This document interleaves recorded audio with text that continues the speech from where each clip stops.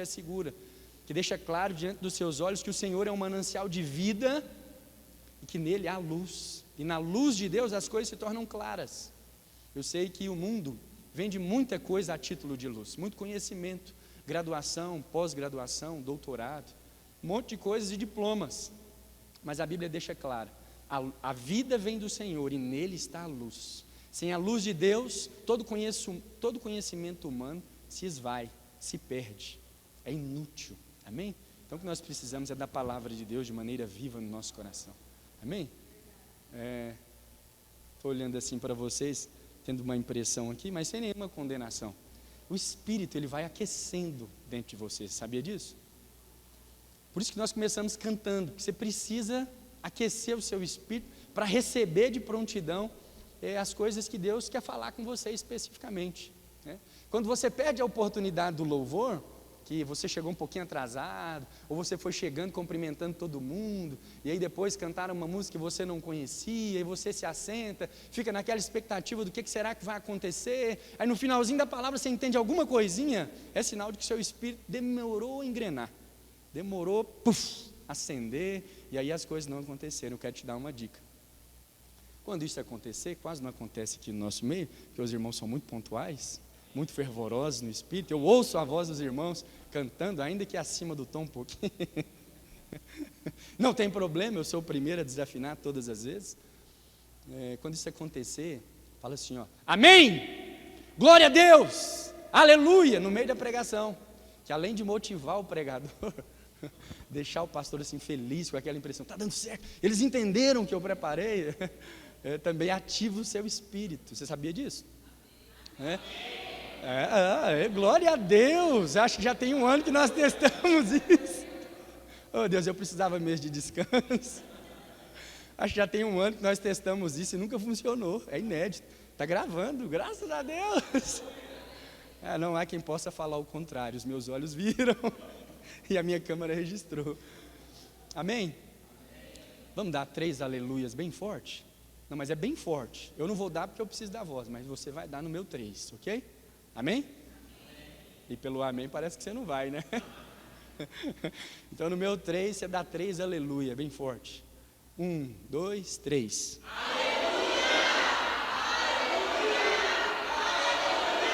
Glória a Deus, dá uma salva de palmas para o Senhor, aleluia.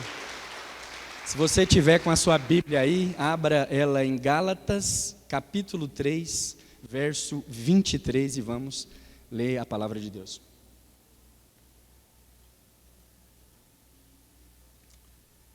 Hoje eu quero ajudar você a desbloquear as bênçãos de Deus na sua vida. Quantos aqui gostariam de um acesso maior a tudo aquilo que o Senhor tem prometido para você e para a sua casa?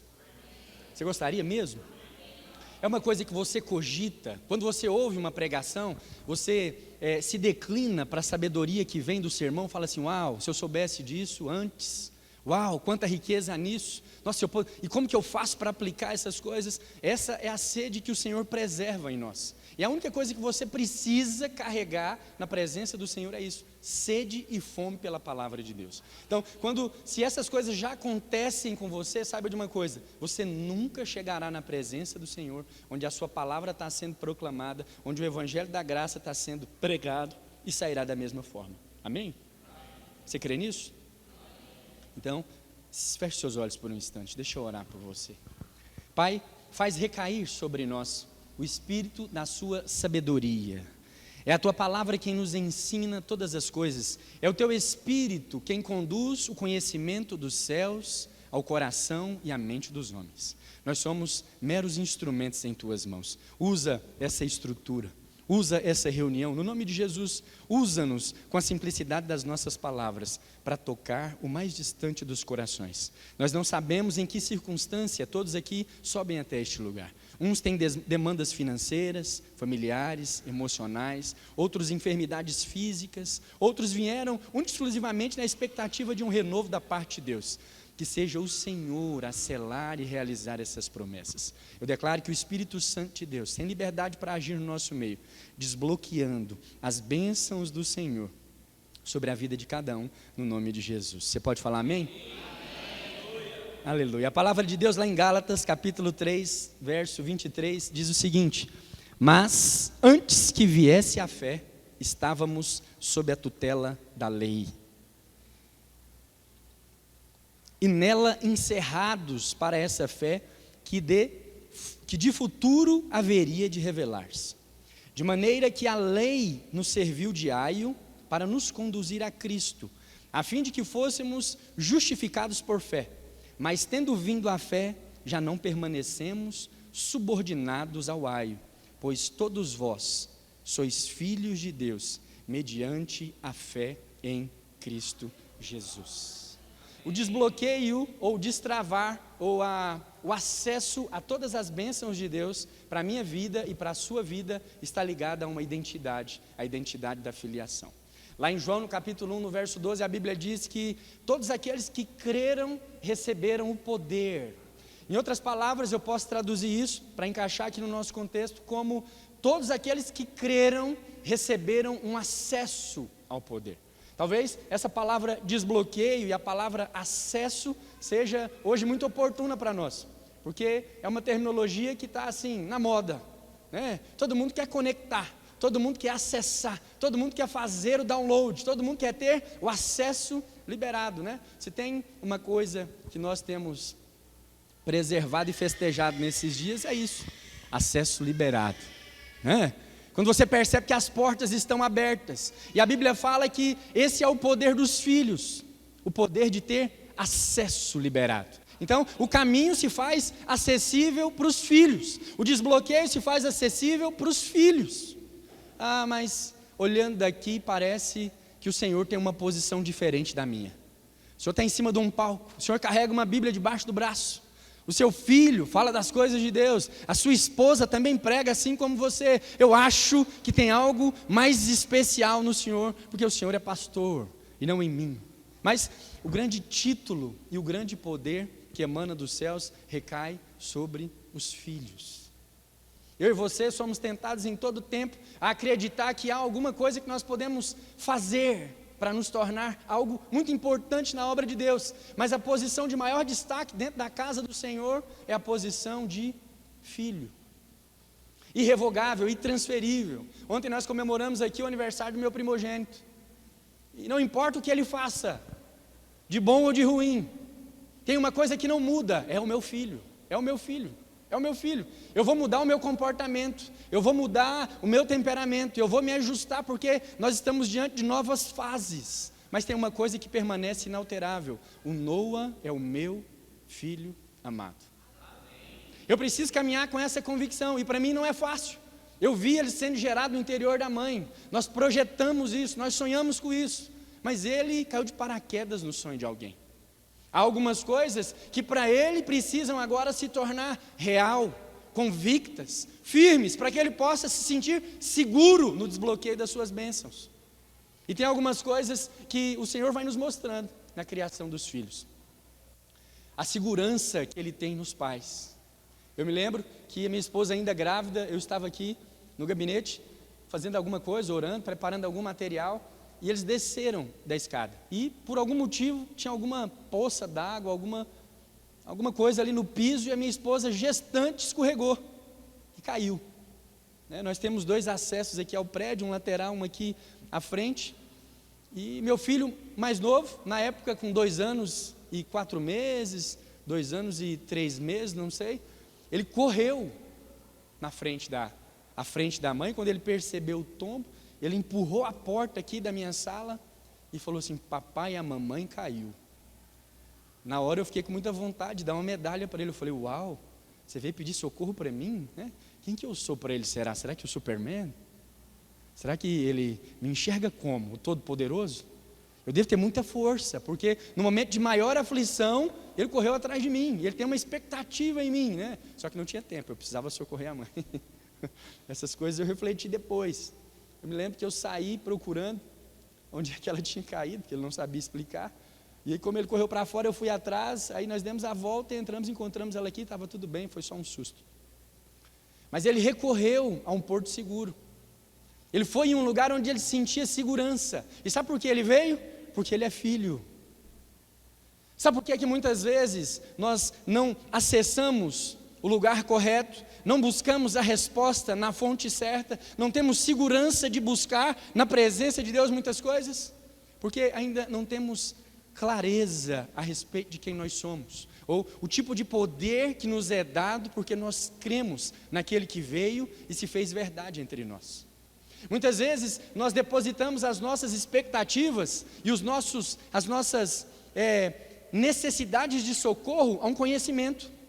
Nós acreditamos e até instruímos os nossos filhos a um curso superior para que ele tenha um bom emprego, porque ele precisa de uma certa estabilidade, porque os dias virão, as tempestades virão e ele precisa de ter um bom emprego, ele precisa estar bem estabilizado financeiramente. Mas normalmente não é essa a segurança que satisfaz o reino de Deus.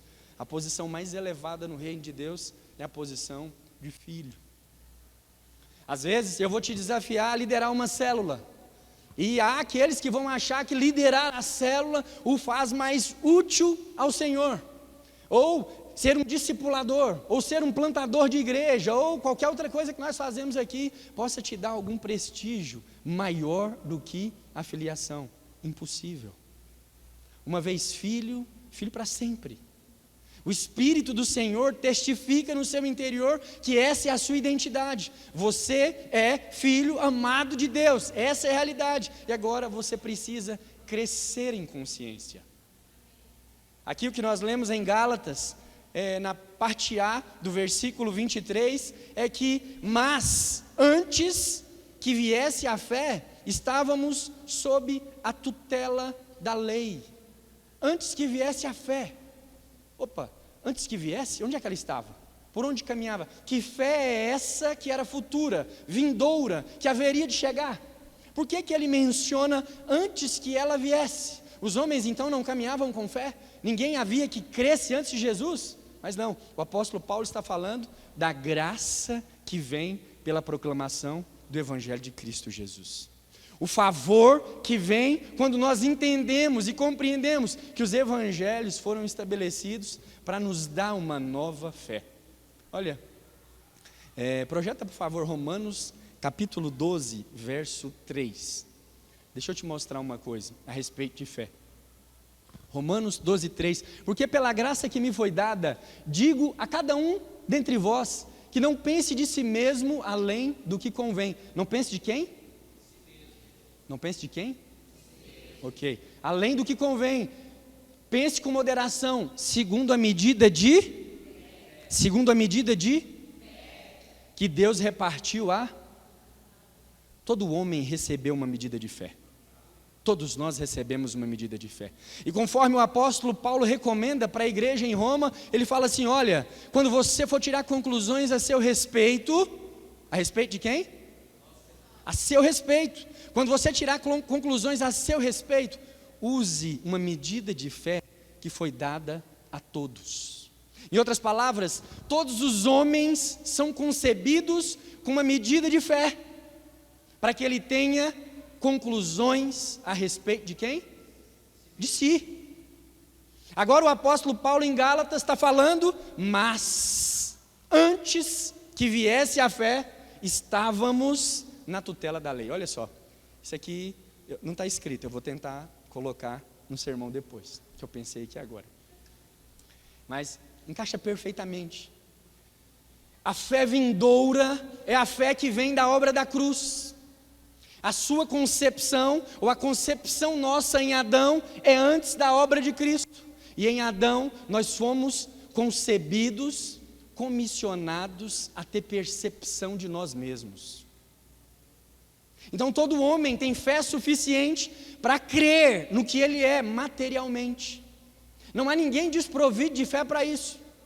Todo homem, na medida que ele se desenvolve, que ele avança e ele vai caminhando, ele percebe, estou vivo.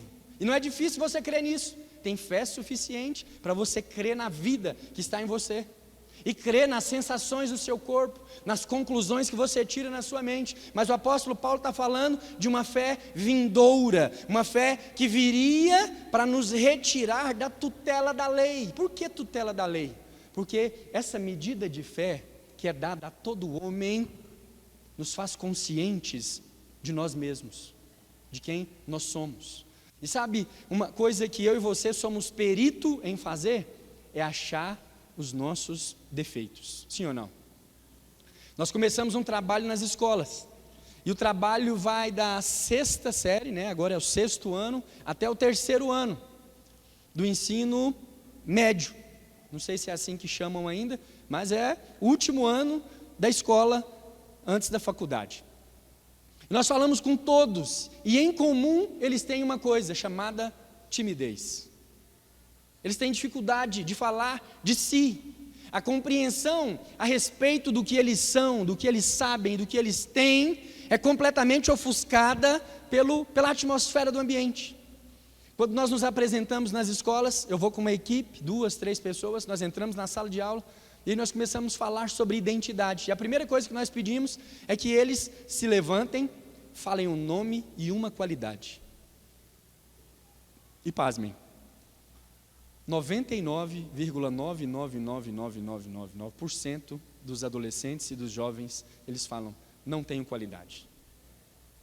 Não tenho qualidade. E aqueles que ousam falar que tem alguma qualidade, eles falam com um tom de brincadeira, como que eles mesmos não dessem peso para o que estivessem falando. É quando um engraçadão da turma fala assim, eu sou o fulano de tal, e a minha qualidade é ser bonito. Não é uma verdade. Se você parar um pouquinho, olhar para o temperamento, para o comportamento, a maneira que ele se senta, como ele se veste, você percebe rapidamente os complexos. Aqui entre nós, quanta complexidade há em você com a percepção que você tem de você mesmo. Quantas vezes, só durante essa semana, entre o culto passado e esse, você já não se reprovou quanto ao seu peso? Quanto à sua pele, como que a sua pele fica num clima tão gostoso como esse que nós estamos vivendo? Se sua pele for um pouquinho morena, você nem precisa de bloco de notas, pode escrever no braço, pega uma pontinha de um palito, dá para anotar nas pernas, estão cinzas, como... Aí você olha e fala, nossa, estou ressecado, estou ressecada. Reprova o seu cabelo. Por quê? Porque você recebeu uma medida de fé suficiente para ter clareza de si. Mas o reino de Deus não está sobre a fé que você tem a respeito de você, mas numa fé vindoura, revelada pela proclamação do Evangelho da Graça. E na medida que você cresce na revelação de quem Cristo é e o que Cristo fez, você se aperfeiçoa na maturidade da fé. E você passa a ter mais acesso às bênçãos de Deus sobre a minha vida. Então, pastor, tem como umas pessoas acessarem mais ou desbloquearem mais do que as outras, ainda que sejam todos filhos? Sim. O Noah tem 3 anos agora, está quase um jovem, vai tirar carteira semana que vem. Eu falo tanto disso, que parece assim que é um marco muito grande, Mas talvez para muitos 3 anos e 2 anos e meio é a mesma coisa, não é? Mas o Noah faz coisas que o pequeno Natan não pode fazer. Os dois são filhos, mas o tempo, a maturidade e as experiências faz com que eles tenham acessos diferentes. O desbloqueio é diferente, A um se restringe um tipo de alimentação. É só o seio materno, é só o leite materno, até que dê alguns sinais, até que nasça um dentinho, até que complete alguns meses, até que consiga se sentar, segurar alguma coisa nas mãos, ele vai ser aprovado para um novo estágio. Mas o outro come de tudo, até o que não pode nem deveria, tem acesso liberado. Por quê? Por uma questão de conscientização. E aí, quando o mais velho pega alguma coisinha e quer colocar na boca do mais novo, o que nós falamos? Não pode. Ele é neném, ele é bebê, não pode ainda. O Noah é rapaz. Por quê? Porque nós estamos fazendo acepção, separação. São filhos, mas estão em estágios diferentes. E o que nos qualifica como membros do corpo de Cristo não é a posição que você ocupa na estrutura eclesiástica. Não é o fato de eu estar aqui em cima de um púlpito, segurando o microfone, que me qualifica imediatamente ao desbloqueio das bênçãos, não. É quem eu sou em Cristo Jesus. E o quanto eu caminho na direção dessa revelação diariamente. eu sei que nós temos muita disposição para correr atrás de um salário mensal, de uma graduação, de um casamento, de uma casa própria, de um carro novo, entre outras coisas. Mas nós não atentamos muitas vezes para aquilo que verdadeiramente tem poder de desbloquear os céus sobre as nossas casas, que é a revelação crescente da nossa filiação em Cristo Jesus. O Natan é filho, mas na medida que ele cresce, ele percebe o quanto ele é amado. Hoje, ele está aprisionado em um aio. Ele é praticamente, com muito amor e carinho, essa fofura toda que ele carrega desde pequeno, é uma pequena criatura. Não adianta eu fazer uma música e cantar para ele hoje, a menos que eu esteja com ele no braço ninando. Por quê? A linguagem é instintiva. Ele consegue perceber o calor do corpo no máximo, ele consegue perceber o afago do abraço, a respiração próxima, mas não mais que isso. Palavras se fazem vãs. O outro, minha esposa descobriu que a maneira afetiva dele são palavras de afirmação. A criança com 2 anos e meio, 2 anos e 8 meses, se transforma quando você começa a elogiar. Falei, uau, é homem mesmo. Macho, isso puxou o pai. Também sou assim, amor, pode elogiar. Adoro ouvir a minha esposa falando de coisas a meu respeito. Quando ela traz perguntas, então, eu preparo o cenário para respondê-la. Ela chegou aqui em quem tem o conhecimento, ela acredita que eu sei. É assim que nós recebemos, é quase uma adoração. É como se a esposa nessa hora tivesse montado um trono. Senta, papai. Senta, meu Senhor. Mas aí ele entende as palavras, então um acesso é liberado para ele agora. É lógico que o acesso, ele nunca vem sem responsabilidades, né? Então quem acessa mais, quem desbloqueia mais, carrega mais poder. Mais poder, mais... Vocês não assistiram Homem-Aranha, não? Quanto mais poder, mais responsabilidade, sim ou não? E para quem que nós concebemos responsabilidade? Não é para as pessoas maduras? Então a nossa maturidade em Cristo Jesus, ela progride à medida em que nós vamos crescendo em revelação da fé vindoura. A fé vindoura é a fé em Cristo Jesus. Os homens, desde Adão, eram salvos graciosamente por meio da fé. Mas houve um marco na história da humanidade. Houve um momento que aquele que é eterno entrou no Cronos, entrou no tempo humano. Se você pegar os livros de história, eles todos contam a história da humanidade e demonstram uma cicatriz, um marco que sinaliza a vinda de Cristo. E os episódios são contados na história da humanidade antes e depois desse dia tão especial, no qual a eternidade invadiu o tempo.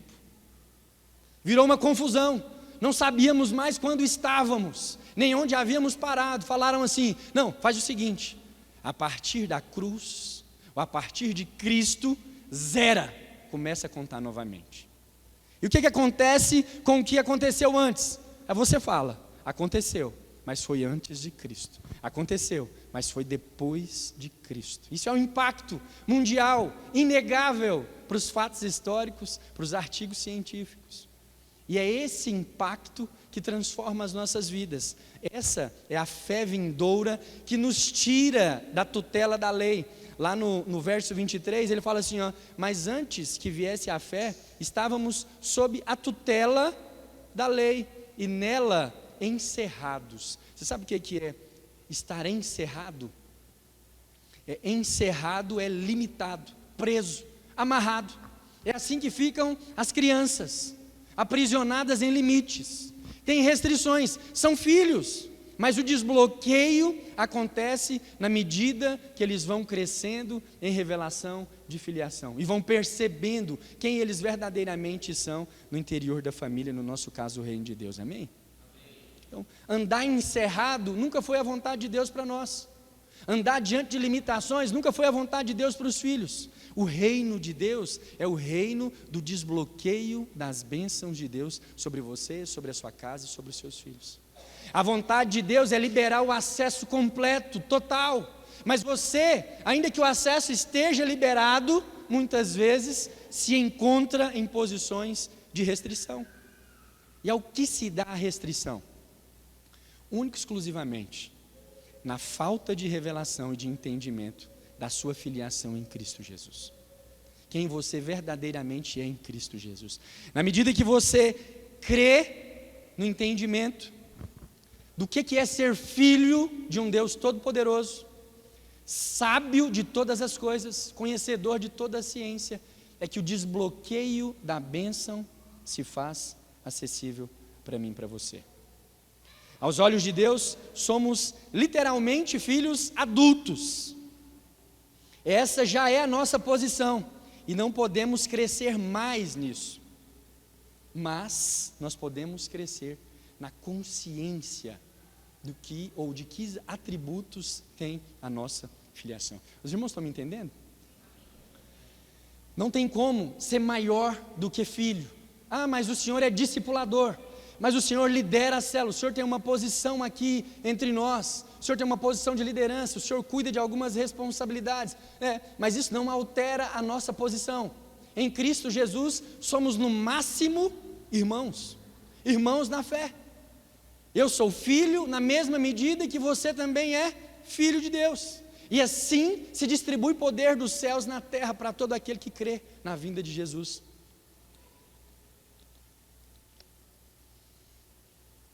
Mas eu não vou pedir para você levantar a mão, mas eu acredito que em algum momento você foi seduzido e tentado a pensar que há pessoas que carregam mais poder para orar do que você.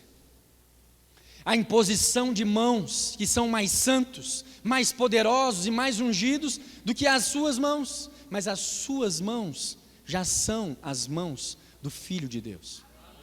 Assim como as mãos do pastor. Nós podemos olhar para o pastor Aloísio e ver muita sabedoria. Nós podemos olhar para o pastor Aloísio e vermos muita liderança, muita força, riqueza, nobreza e uma porção de atributos. Mas uma coisa se faz inegável: ele é tão filho como nós. Ele é tão filho como eu e você. E ainda que haja admiração da nossa parte, isso é só fruto da nossa pequenez e da nossa inconsciência, daquilo que nós somos, daquilo que nós temos e daquilo que nós podemos fazer em Cristo Jesus. Somos, temos e fazemos. O desbloqueio das bênçãos de Deus sobre nós envolve esses verbos. É quem você é. O que define o seu comportamento é a clareza que você tem diante das circunstâncias de quem você é. Na medida que você cresce em revelação de que você é filho de um rei, o seu comportamento vai ganhando as expressões reais. Na medida que você cresce na revelação de que você é filho daquele que é dono do ouro e da prata, você passa a andar em riqueza e em novidade de vida.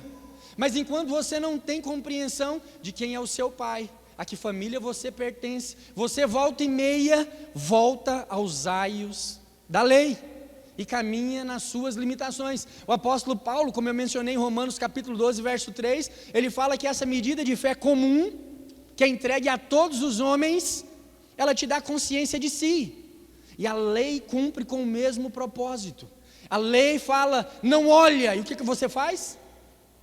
Tem coisa mais sedutora do que uma placa dizendo, não olhe? Você está lá na timeline das suas redes sociais, de repente aparece uma foto diferente, toda borrada, e uma frase: conteúdo sensível. Para ver, clique aqui. Quem passa direto? Quem? Não, eu tenho até medo do que está lá. Você tem uma preocupação, mas tem uma coisa maior do que a preocupação, né? Parece que ele fica dormindo assim, do lado direito do peito, descanteadinho, mas quando aparece, não olhe, ele acorda. E parece que ele acorda assim com toda a ansiedade do mundo. Ele tem que acessar, ele tem que ver, tem que ser agora. Não posso esperar. Preciso ver, preciso saber o que é isso. Aí o que você faz? Foge. É você ver, né? Eu sei. Você clica e baixa o negócio e vai olhar. Por quê? Porque a lei está para as nossas limitações. A lei, ela foi dada como aio condutor. É como se a lei nos fosse dada para casar com a fé que é repartida, para que você pudesse ter clareza de quem você é, e a partir da clareza que você é, você conseguisse perceber: é impossível não matar, é impossível não adulterar. Na lei de Moisés, não adulterarás, mas Cristo veio e falou: olha, se você olhar com intenção impura, já adulterou em seu coração. Ah, mas eu nunca matei, nunca roubei, nunca adulterei, cumpri com todos os mandamentos. Você chega no 10º mandamento, qual que é? Não usurpar, não desejar coisas alheias. Esse é tão íntimo que nem envolve comportamento. Você correu o olho, viu o relógio, iPhone 16, viu o carro, na hora você cogitou a possibilidade: nossa, se eu tivesse. Desejou, pecou, transgrediu a lei, se viu impotente, está assentado diante de toda a impotência que você carrega, tornou-se consciente de si perante a lei que nos foi dada. Mas a fé vindoura é a fé que nos liberta do cativeiro das trevas e nos faz ter acesso à bênção de Deus para as nossas vidas e para as nossas casas. Amém? Paulo continua dizendo: para essa fé que de futuro haveria de revelar-se, de maneira que a lei nos serviu de aio para nos conduzir a Cristo, a fim de que fôssemos justificados por meio da fé. Então, a fé que todo homem carrega, ela é suficiente para a salvação. Ela é suficiente para que você possa crer em Deus a ponto de receber o poder da filiação. Projeta, por favor, Efésios capítulo 2, verso 8.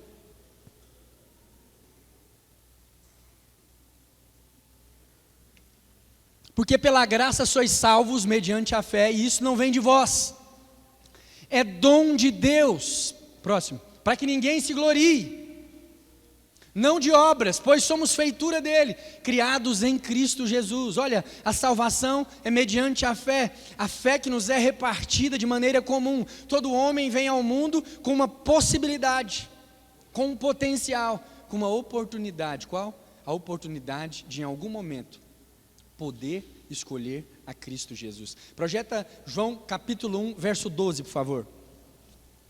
Em João capítulo 1, verso 12, nós percebemos que a todos esses que receberam por qual canal? Por qual via? Por meio da fé. Deu-lhes o poder de serem feitos o quê? Poder de serem feitos filhos de Deus. O desbloqueio das bênçãos, o acesso ao favor, o acesso à cura, o acesso à prosperidade, o acesso a tudo aquilo que é de bom e nos atributos divinos estão ligados a uma identidade: quem você é em Cristo Jesus. Lá em Lucas, no capítulo 15, a Bíblia apresenta 3 parábolas, e uma delas, muito conhecida, é a parábola do filho pródigo. Os irmãos conhecem a parábola do filho pródigo? São 2 filhos, o mais velho é mencionado, e o mais novo é escorraçado durante a história. Diz-se a respeito dele, que ele, por algum motivo, não sabemos exatamente o qual, na verdade sabemos, mas não é o propósito dessa pregação, ele decide receber antes do tempo aquilo que lhe era de direito, e o pai, na sua bondade, concede esse favor a ele. Em outras palavras, ele fala para o pai: olha, já que o Senhor não morre, me dá a herança e deixe-me viver. Ele passa a tratar o pai como se o pai fosse o empecilho da vida, do desfrute, do descanso e das coisas que ele carregava e sonhava fazer. E assim ele faz. E ele gasta dissolutamente todo esse dinheiro, e na ruína, com fome, ele decide voltar para casa. A Bíblia fala que nesse retorno, ele fala assim: voltarei para minha casa, e serei como um dos funcionários de meu pai. Olha só, ele não voltou porque era filho, ele voltou porque estava com fome, e ele voltou com a condição de aceitar diante do pai a posição de funcionário. Olha, se na sua casa tem uma secretária, e ela começa a desobedecer às suas ordens, você pede para ela fazer, ela não faz. Você estipula um horário, um dia para ela vir e ela não vem. E ela começa a se negligenciar os princípios, os valores que foram acordados entre você. O que você faz com ela? Manda embora. Você desliga. Você expulsa de casa. Fala, olha, sua obediência, a sua desobediência se tornou insustentável para esse emprego. Você está demitida.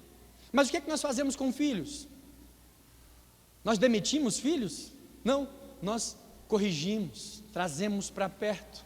A desobediência cresce, ele precisa de mais atenção. Tem filho que recebe mais atenção do que aquele que apronta mais. E a Bíblia fala que onde abundou o pecado, superabundou a graça de Deus. Tem algo mais gracioso do que os olhos do pai repousando sobre o filho? Mas muitas vezes o que nós acreditamos é que somos como que funcionários na casa de Deus, e aquilo que nós temos feito tem nos qualificado ou não para um cargo, uma posição. Então, se nós somos fiéis dizimistas, nós temos uma posição, mas se negligenciamos o dízimo e as ofertas, temos outros tratamentos, estamos em outra classe. Isso nos restringe a algum tipo de acesso, conhecimento. O fulano tem, prospera, enriquece porque faz. Não, ele tem, prospera, recebe por quem é em Cristo Jesus. É porque é filho, não são as obras que ele produz, mas em quem ele crê, em Cristo Jesus, que o qualifica como filho. A Bíblia fala que, Lucas capítulo 15, verso 31, por favor.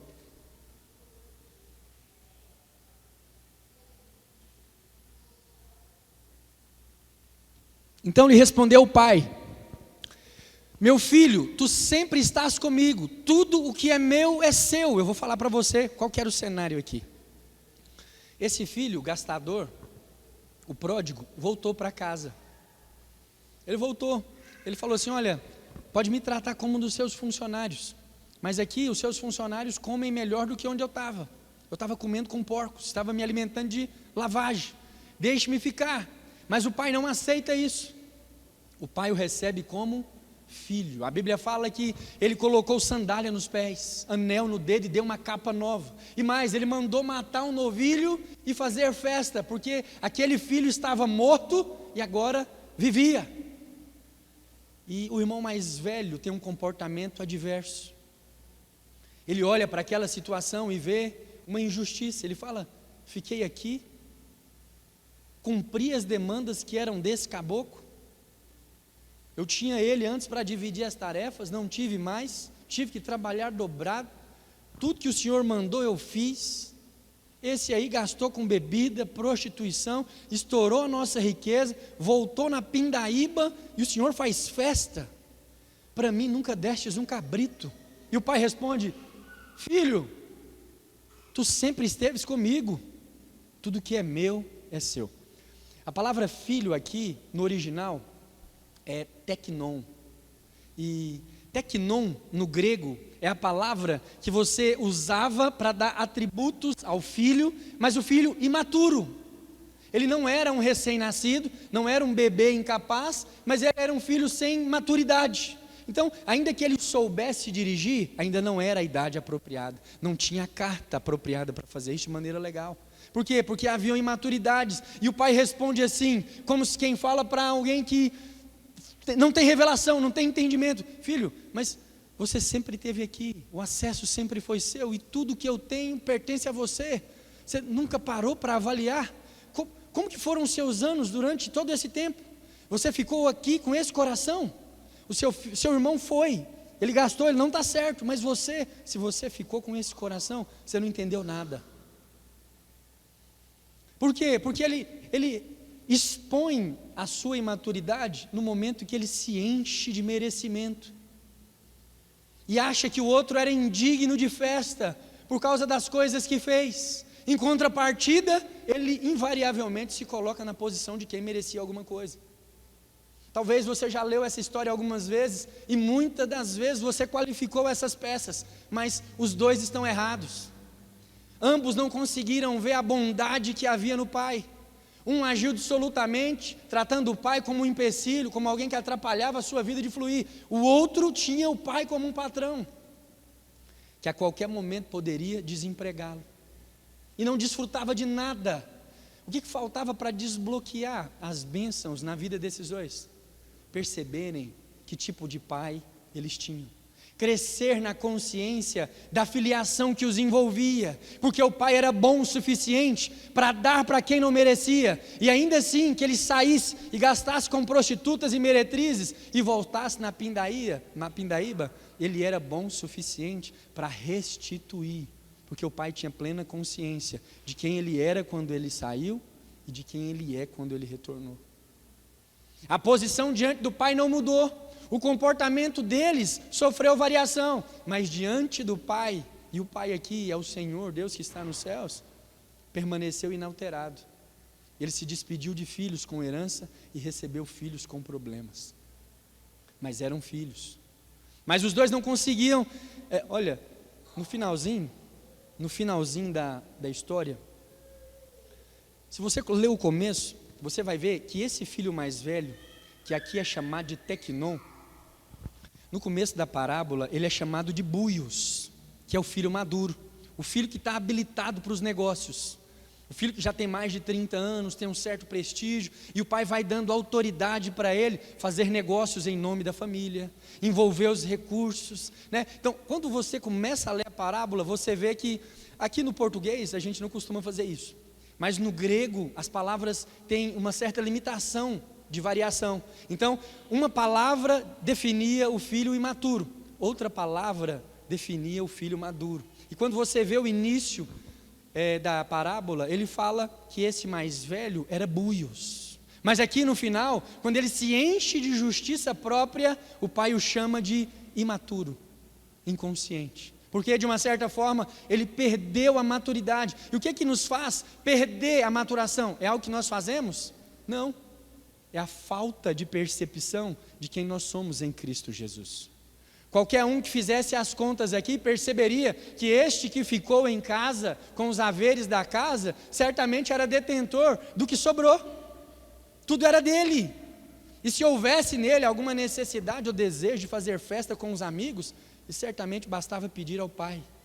Porque se o pai não havia negado metade da herança para aquele que era pródigo, mesmo vendo a sua imaturidade, que é como é tratado o filho mais novo, ele negaria um cabrito quando?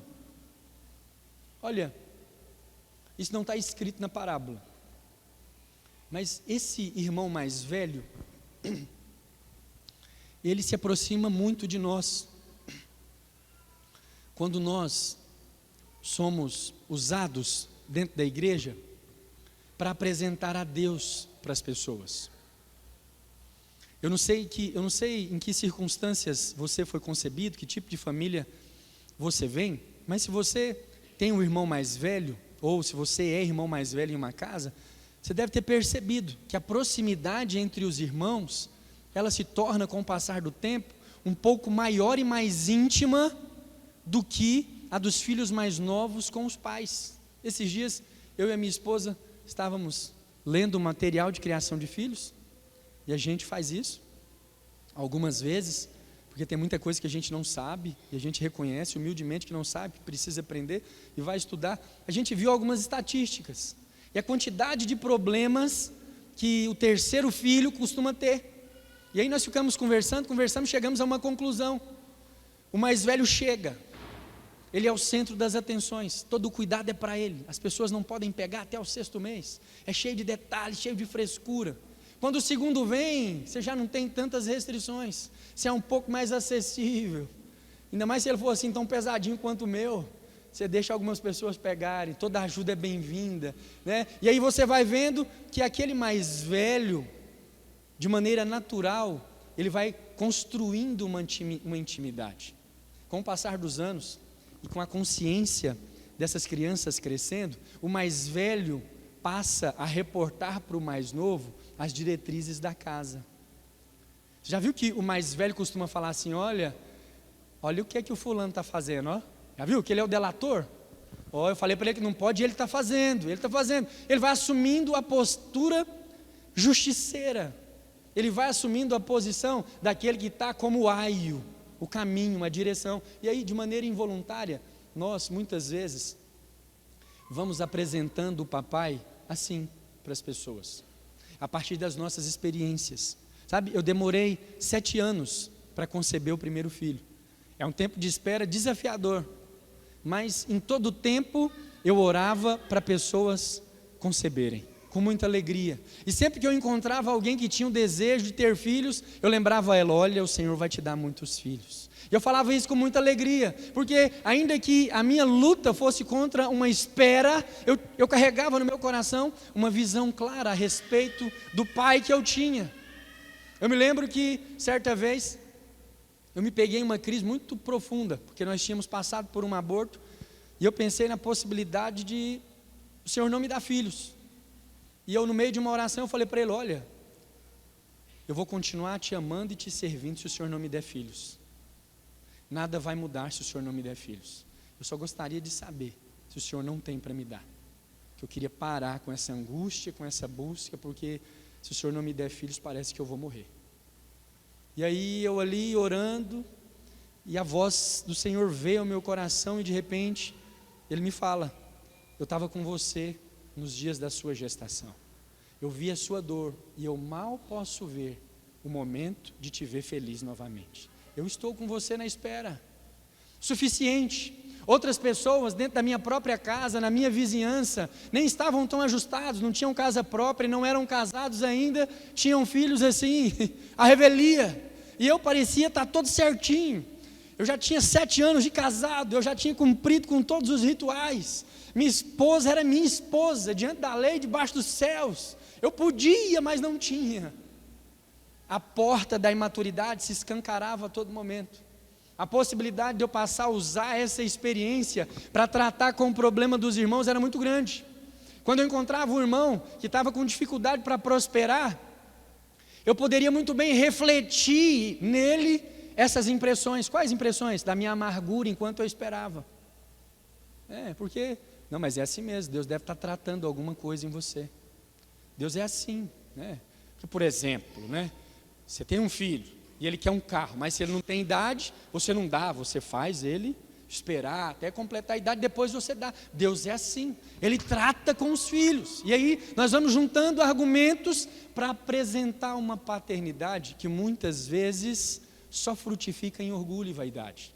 Só faz com que os homens se encham de mérito e de reputação para merecer algo da parte de Deus. Enquanto, em contrapartida, a única coisa que se é requerida nos céus é que você entenda que você é filho amado de Deus. Esse é o requisito que valida toda a herança embaixo dos céus. É a única coisa que eu e você precisamos aprender e entender para desfrutar e conectar todas as coisas que o Senhor tem promovido e produzido para nós. Quando nós voltamos para a lei, nós saímos da posição de maturidade e retornamos. Se você ler a parábola, você vai perceber.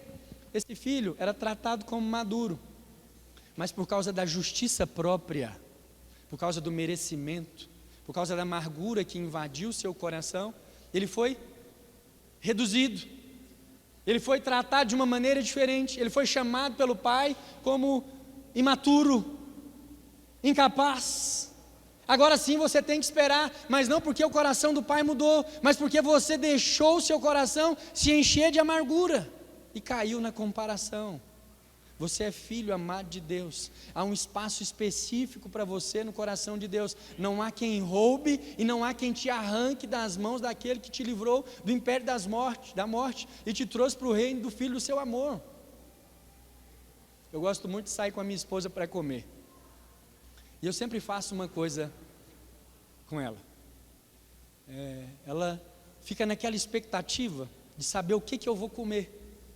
E mulheres, com muito amor e carinho, elas são um pouco mais legalistas do que os homens. Os homens se acostumam muito rápido com o conforto. As mulheres não, são desconfiadas, elas se preocupam. E aí às vezes a gente chega em um shopping e ela não está com a carteira, ela não olha os números de nenhuma conta, ela não sabe o que nós temos, o que falta, e aí nós chegamos para almoçar e ela fala: você vai comer o quê? Ela não quer saber o que eu vou comer, ou o que eu estou com vontade de comer, ela quer saber quanto que ela pode investir no almoço dela. E eu percebo E eu falo, não sei ainda. E ela anda mais um pouquinho, arruma comida para o mais velho, ajusta uma cadeira para a gente sentar e de repente, você vai comer o que mesmo? E eu fico ali assistindo, me divirto, né, com ela, enquanto ela sofre para saber se ela pode comer, se ela vai ter que comer um Big Mac, ou se ela pode escolher um prato, ou se ela pode realizar um sonho, né? Porque tem comidas em certos lugares que são mais do que um alimento, é uma experiência.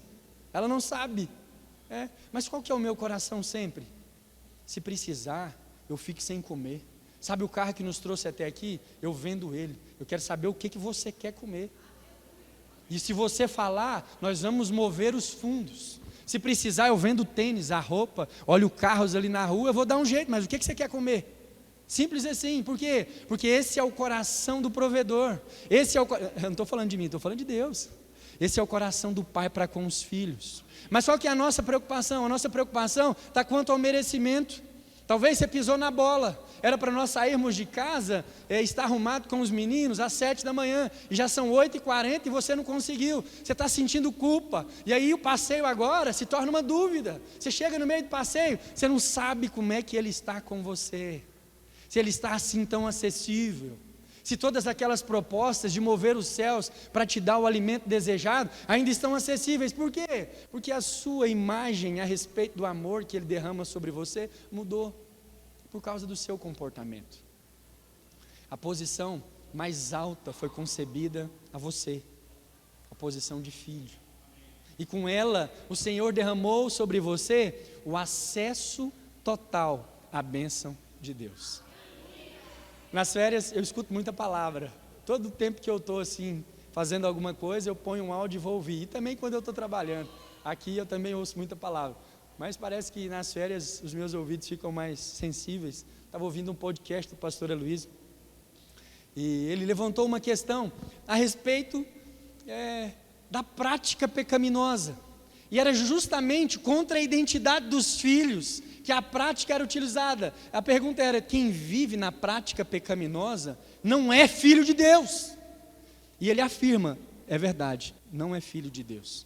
Mas o que é prática pecaminosa? Quem estabeleceu embaixo dos céus o que é uma prática pecaminosa? Quantas vezes a pessoa comete um pecado para se tornar uma prática? É uma vez? Fez uma vez, pecou uma vez, por descuido virou uma prática? Não, é 2 vezes, é 3 vezes, é 4, é 1 ano de desvio, é 10 anos no pecado? Não sabemos. Por quê? Porque não cabe aos filhos se comparar e nem se julgar. Meu Deus, quem sou eu, quem é você para apontar o dedo e falar, este é filho, este não é, por causa da conduta e das escolhas? Eu olhei aquilo e falei, eu não sei nada. Eu olho para as pessoas e é difícil acreditar que isso de alguma forma teve um encontro com Deus, porque olha o jeito que fala, olha como se veste, olha como se comporta.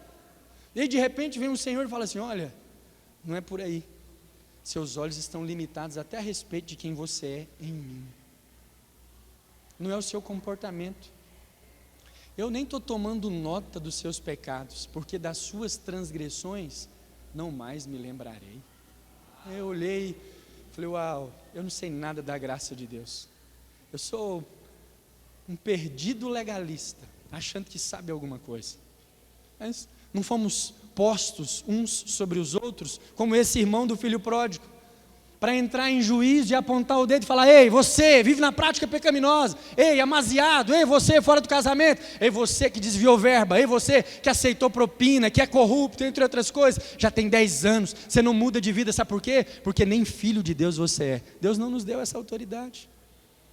E sabe o que ele faz com esses que entram nessa demanda e nesse demérito?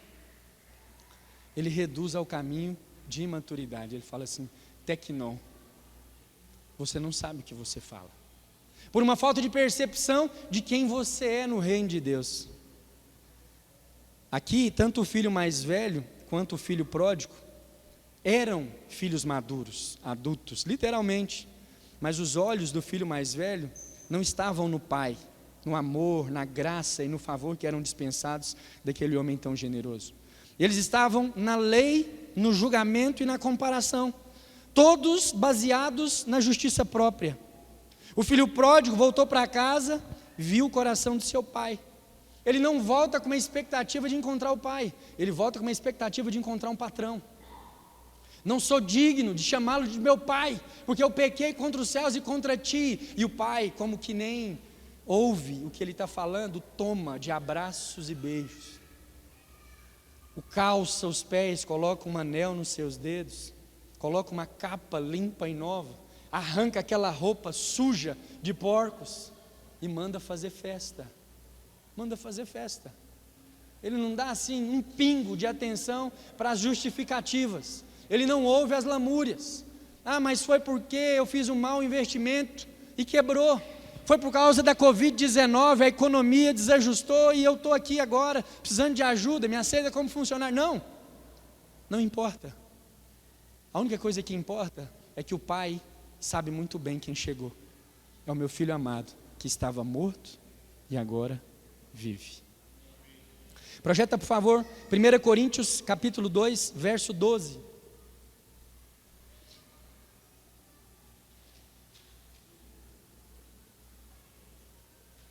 1 Coríntios 2,12, ora, nós não temos recebido o Espírito do mundo, e sim o Espírito que vem de Deus, para que conheçamos o que por Deus nos foi dado gratuitamente. Lá em Efésios, nós lemos que a salvação é graça mediante a fé, é dom de Deus, é um presente que desceu dos céus. E aqui, em 1 Coríntios, o apóstolo Paulo está falando que um presente gratuitamente nos foi dado, o Espírito Santo de Deus. E nós, por meio do Espírito de Cristo, não temos recebido o Espírito do mundo, mas não, o Espírito do presente que veio. Quem que é o presente que nos foi dado?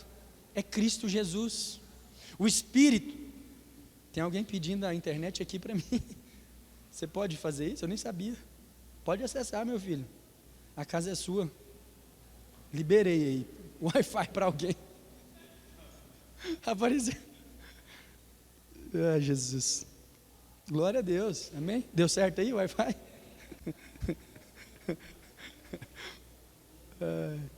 Romanos capítulo 8, verso 15, porque não recebestes o espírito de escravidão para viverdes outra vez atemorizados, mas recebestes o espírito de adoção, baseado no qual clamamos, Abba Pai.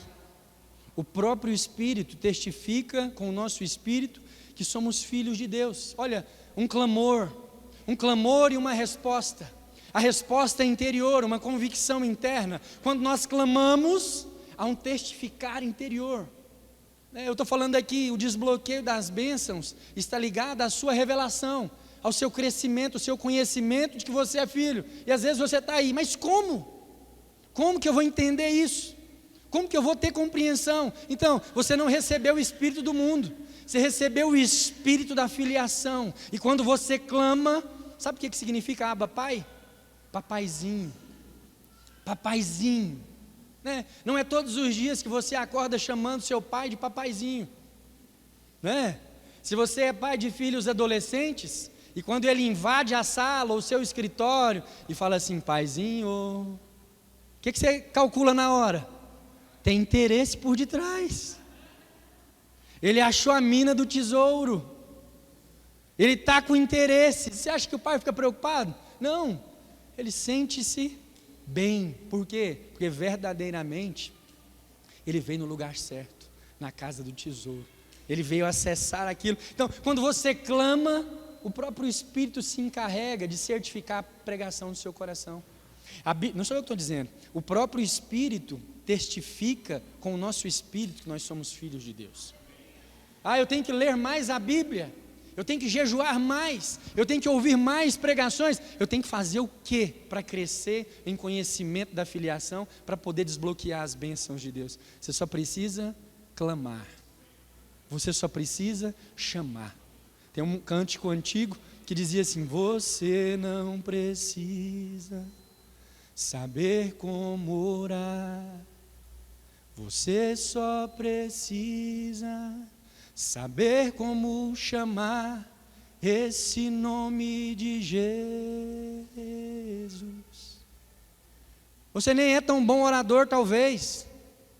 Talvez as suas palavras engastalham no momento da oração. Você fica preocupado com quem está ouvindo, você fica tímido, com vergonha. Mas você não precisa saber como orar. Você só não pode esquecer de chamar o nome de Jesus. Quando você clama Jesus, Jesus, Jesus, Pai, o seu espírito testifica de filiação. E a filiação revela o reino para os filhos de Deus. Talvez você já teve a experiência de procurar alguém para conversar, para um aconselhamento. E às vezes você estava ali contando suas mazelas, falando. E de repente, você foi encontrando nas suas palavras saída e solução. E quando termina a conversa, você fala assim: parece que eu nem precisava vir aqui. Agora está parecendo tão simples depois que eu contei. Por quê? Porque havia uma atmosfera de fé que envolve os filhos, só esperando você abrir a boca e liberar um clamor. Estou precisando de ajuda, não dou conta de resolver sozinho. Já tentei várias vezes, não é a primeira, não é a segunda, não é a terceira e pelo jeito não é mais a derradeira. Eu estou nisso de maneira cíclica. Os problemas estão me perseguindo, são financeiros, é endividamento, é descontrole, é outras coisas. Mas olha, não sei nada, não sei o que fazer, não sei mais como agir, não sei mais o que falar. Você só precisa clamar, porque o Espírito que está em você é o Espírito de Cristo. Tem muitos irmãos que saem do meio da igreja, porque na verdade eles não saem, eles só acumulam mais um atributo, porque acham treinadores na internet, mentores, e os mentores dão todos uma saída prática, legal, para todas as coisas. Você está com um problema financeiro, tem uma mentoria de finanças. Você está com um problema de má gestão, tem um programa que cabe certinho para você. Você está precisando de uma renda extra, eu tenho também. E aí eles não conseguem vir ao acesso dos filhos, mas eles veem uma porta, e eles se inscrevem nas mentorias, vão atrás de um coaching, e aí eles recebem uma lista de livros para ler. Funciona, mas custa, porque é uma troca, é em troca de desempenho. Se você, além de pagar, não se esforçar, não tem recompensa. Quantas pessoas que conversaram comigo antes de entrar em mentorias de 1 ano, depois me procuraram e falavam assim: olha, é bom, mas você tem que fazer tudo que ele está mandando. Em outras palavras, eu não dei conta de cumprir, eu não dei conta de ir até o final. Por quê? Porque é uma estrutura que envolve o espírito do mundo. O espírito do mundo é o espírito do merecimento, é salário para quem trabalha direitinho, para quem é certo com as coisas. Então você leu tudo, você fez tudo, pagou tudo, foi pontual, não houve nenhuma falha, ok, então eu vou dar para você. Por quê? Porque é uma obrigação entre nós, eu tenho que te recompensar. Para o trabalhador que trabalha o mês inteiro, o salário é obrigação.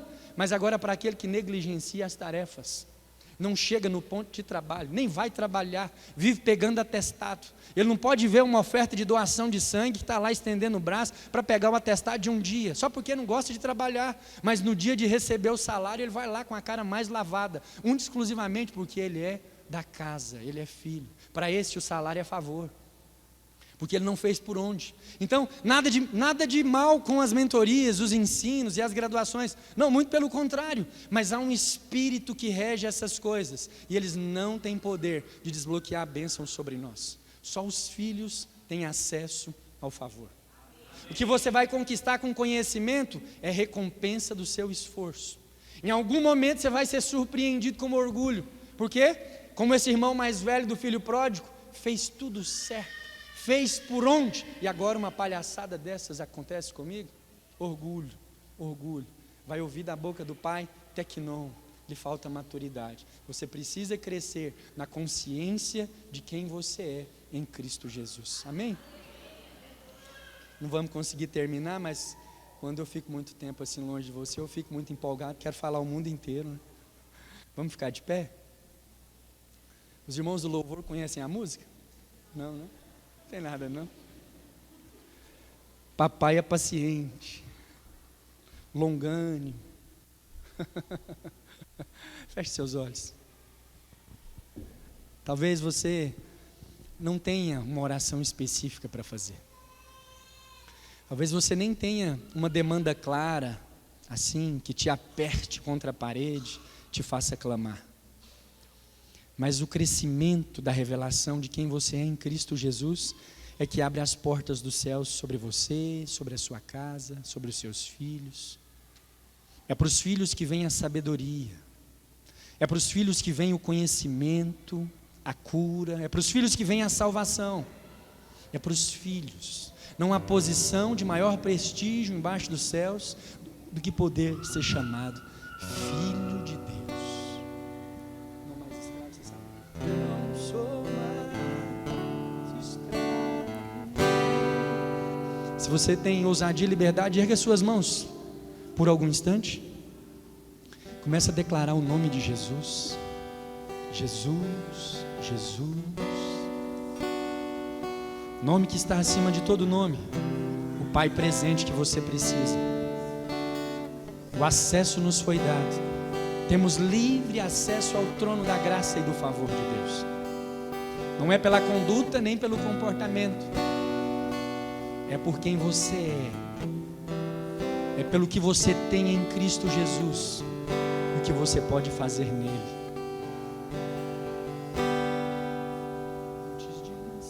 Antes de eu nascer, escolhido foi. Projeta a letra. O meu nome me chamou. Não mais escravo. De novo nasci em sua família. O seu sangue me comprou. Eu não sou mais escravo do medo. Não mais escravos do merecimento e nem da culpa. Sou filho Salvos de Deus. pela fé vindoura que vem da proclamação do Evangelho da Graça. Sou mais escravo. Não mais escravos. do medo. Os nossos pés estão livres para correr para o Papai. Eu sou filho. As nossas mãos são livres para te adorar. E a nossa boca se enche de júbilo. E nós clamamos: Papaizinho, Papaizinho, somos os teus filhos, filhos, filhos amados de Deus. Eu não sou mais escravo do medo.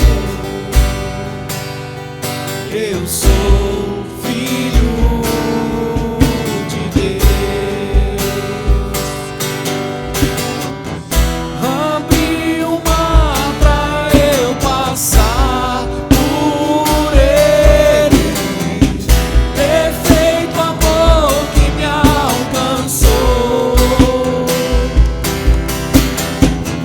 Me resgatou e agora posso cantar.